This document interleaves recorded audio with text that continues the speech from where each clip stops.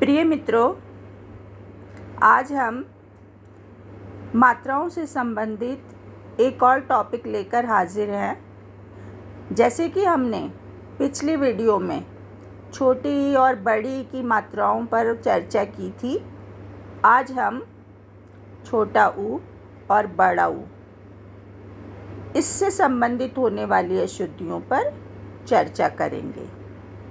मैंने पहले भी ये बात की थी कि व्हाट्सएप पर जो हम मैसेजेस भेजते हैं, एक दूसरे को फॉरवर्ड करते हैं, पढ़ते हैं, उनमें अक्सर ये गलतियां देखने को मिलती हैं और ये मैंने वहीं से ही नोट किए हैं शब्द।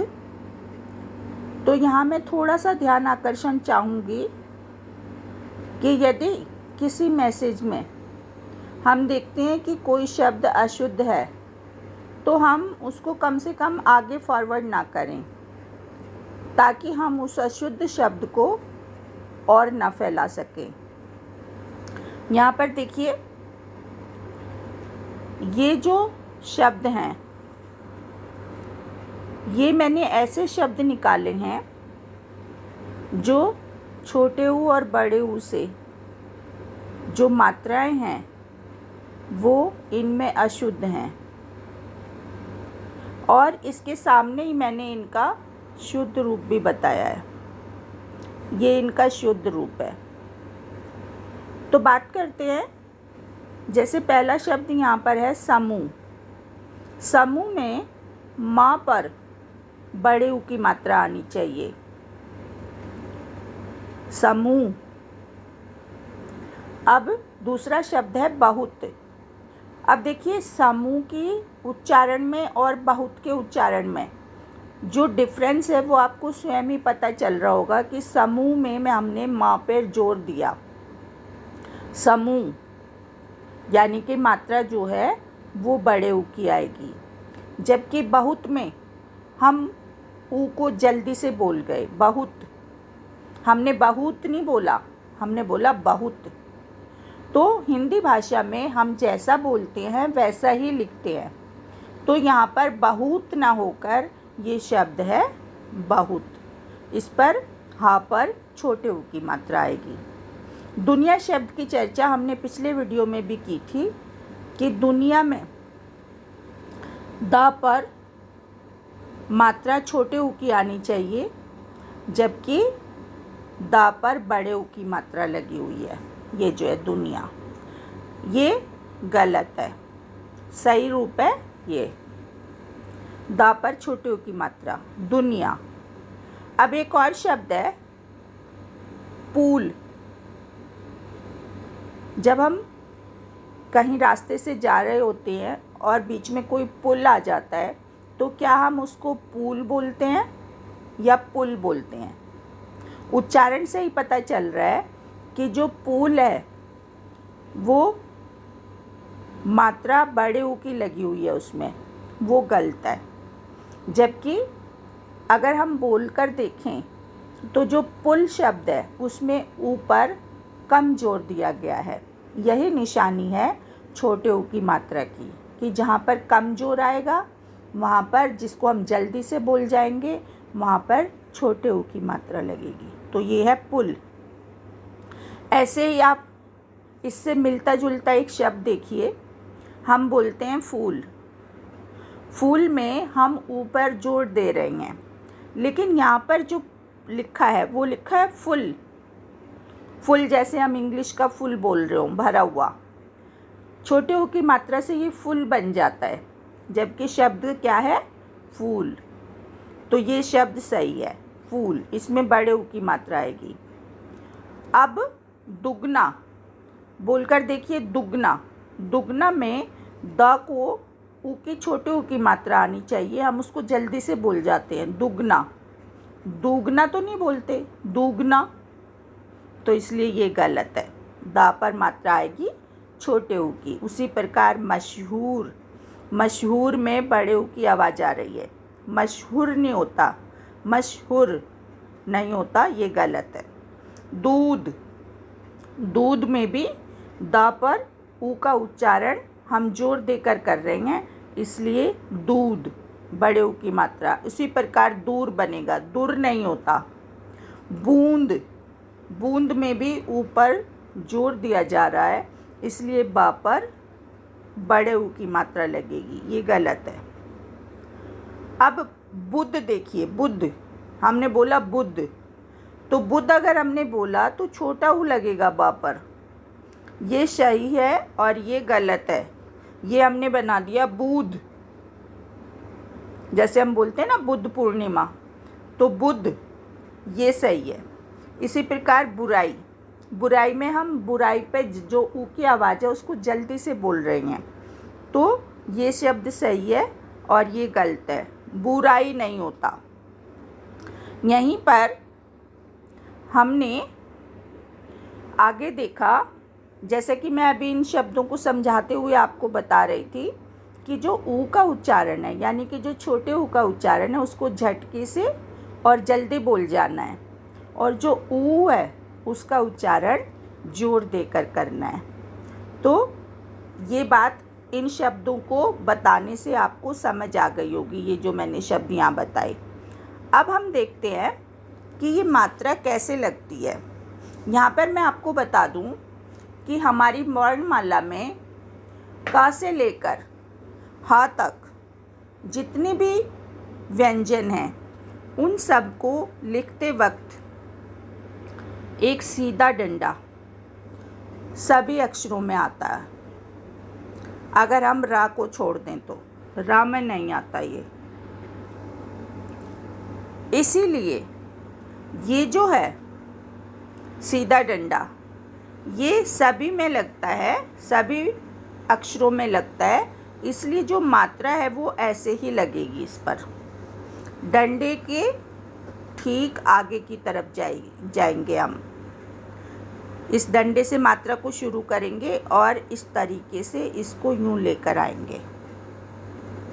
आप किसी भी अक्षर पर ये मात्रा लगा लें, जैसे मैंने यहाँ पर सा पर लगाई तो भी ये ऐसे ही लगेगी, छोटे ऊ की मात्रा। अगर मैं माँ पे लगाऊं तब भी ये इधर ही लगेगी। ध्यान हमें क्या रखना है कि ये मात्रा जो हमारा सीधा खड़ा डंडा है इससे शुरू होनी चाहिए। कई बार क्या करते हैं बच्चे लिखते वक्त इस मात्रा को डंडे के ठीक नीचे नहीं लगाते या थोड़ा सा गैप दे देते हैं। जैसे मान लो हमने ये माँ लिखा और हमने मात्रा को यहाँ से शुरू कर दिया, तो ये गलत हो जाएगा। ये मात्रा हमारी बिल्कुल इस डंडे से सटी हुई होनी चाहिए और इसका रूप भी यही होता है। अच्छे से इसको गोला करके आगे की तरफ बढ़ाया जाए। इसके बाद जो बड़ा ऊ है उसकी मात्रा में हम जैसे मान लो हमने ला लिया, तो ये ला का सीधा डंडा है, इस पर ये मात्रा इधर लगेगी सीधे हाथ की तरफ। इसको याद रखने का तरीका भी यही है कि जो बड़े ऊ की मात्रा है उसको हमने गोल बनाकर सीधे हाथ की तरफ ले जाना है, और जो छोटे ऊ की मात्रा है उसको गोल बनाकर हमने उल्टे हाथ की तरफ ले जाना है। ऐसे ही अगर हम कोई और अक्षर लेते हैं, मान लो हमने लिया खा, तो ये जो खा है इस पर हमने बड़े ऊ की मात्रा लगानी है, तो ये जो सीधा डंडा है इससे हम शुरू करें और इसको सीधे हाथ की तरफ ले जाएं। ये बन गई बड़े ऊ की मात्रा।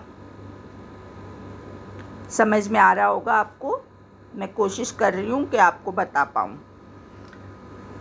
अब एक रा अक्षर जैसा मैंने अभी बताया आपको, उसमें सीधा खड़ा डंडा नहीं है, इसलिए उसकी मात्रा जो है वो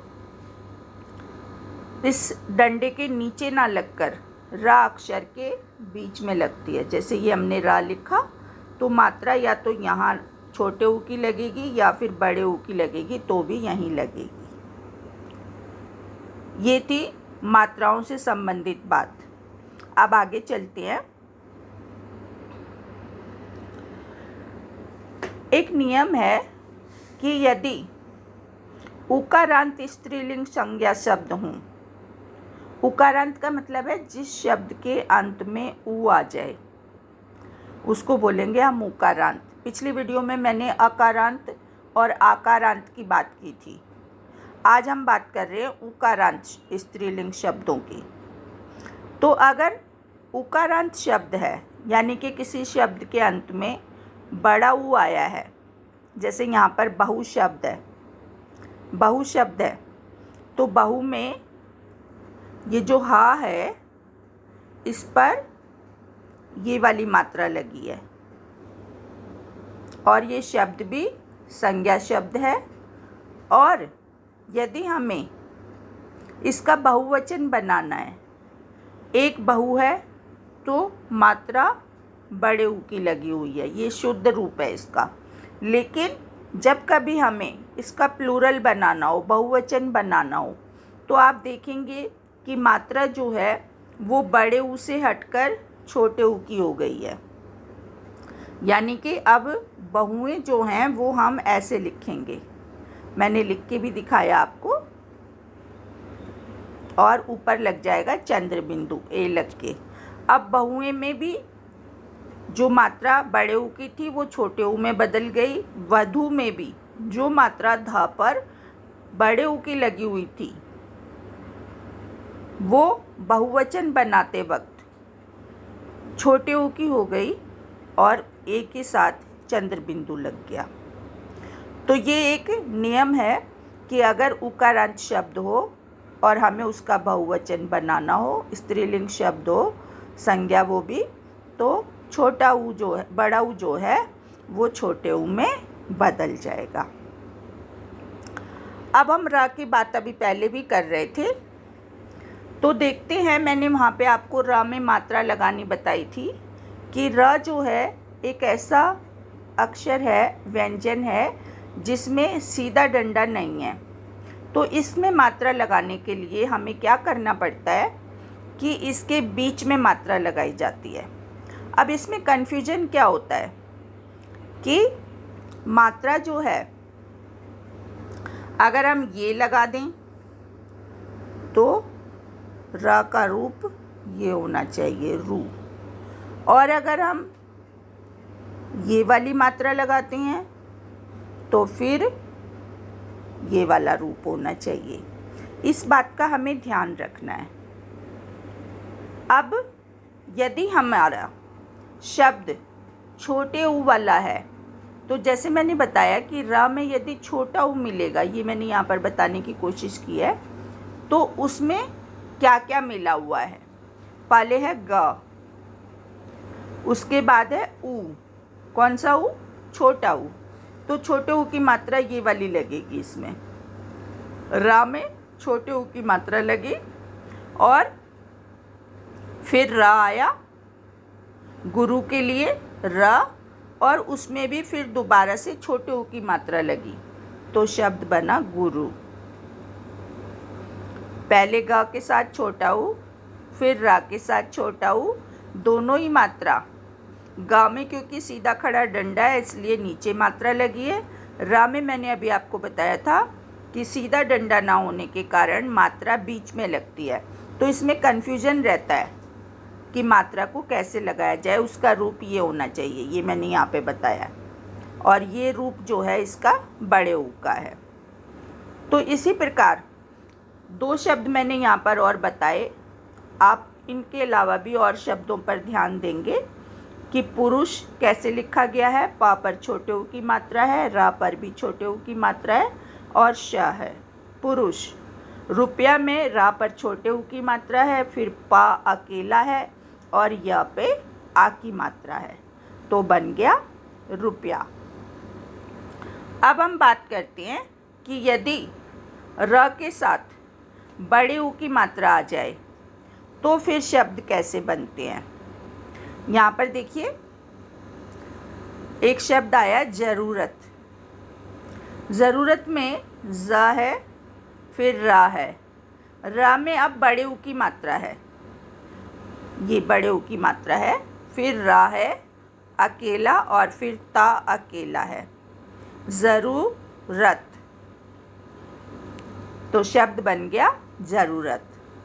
ये बड़े ऊ की मात्रा वाले मैंने कुछ शब्द बताए यहाँ पर, जैसे ज़रूरी है, ज़, फिर रा में बड़े ऊ की मात्रा, फिर रा और उसमें बड़ी ई की मात्रा, ज़रूरी। इसी प्रकार रूठ, रा, उसमें बड़े ऊ की मात्रा, बीच में देखिए सीधी लगी हुई है, इन सारे शब्दों में मात्रा इस तरीके से लगी है, तो ये बड़े ऊ की मात्रा है।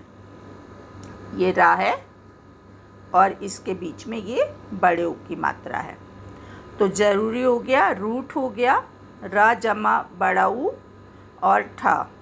इसी प्रकार रुई हो गया, रा, उसमें बड़े ऊ की मात्रा और बड़ी ई, रुई। यहाँ पर मैं आपको एक बात और बता दूँ कि जितने भी व्यंजन हैं उन सब में सभी अक्षरों में आ मिला हुआ होता है, तो उसका मैंने यहाँ पर जिक्र नहीं किया है, उसको फिर हम कभी और किसी दिन डिस्कस करेंगे।